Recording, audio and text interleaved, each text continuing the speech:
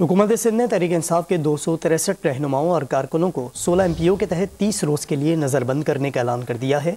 मज़ीद जानते हैं डॉन न्यूज़ के नुमाइंदे खावर हुसैन से। खावर, बताइएगा क्या मालूमात है आपके पास?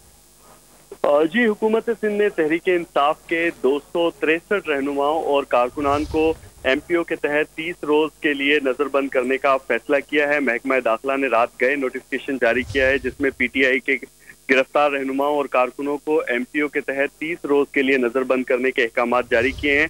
जलाओ, घिराव और दीगर मुकदमात में मुलविस PTI के कारकुनान को हैदराबाद सेक्टर लाड़काना, जैकबाबाद, खैरपुर, मीरठ में की जेलों में रखा जाएगा, जबकि जो कराची में PTI के गिरफ्तार कारकुनान की तादाद जो 400 से तजावुज कर गई है और मजीद कारकुनान की गिरफ्तारी के लिए छापे भी मारे जा रहे हैं। PTI के एहतजाज के दौरान जलाओ, गिराव और लूट मार में अफगान बाशिंदे भी शामिल होने का इंकशाफ हुआ है और MPO के तहत गिरफ्तार अफराद में अफगान बाशिंदे भी शामिल हैं, जिन्हें सिंध के मुख्तलिफ शहरों में मुंतकिल किया जाएगा। वहाँ पर 30 दिन के लिए MPO के तहत नजरबंद किया जाएगा। जी खबर, बहुत शुक्रिया आपका।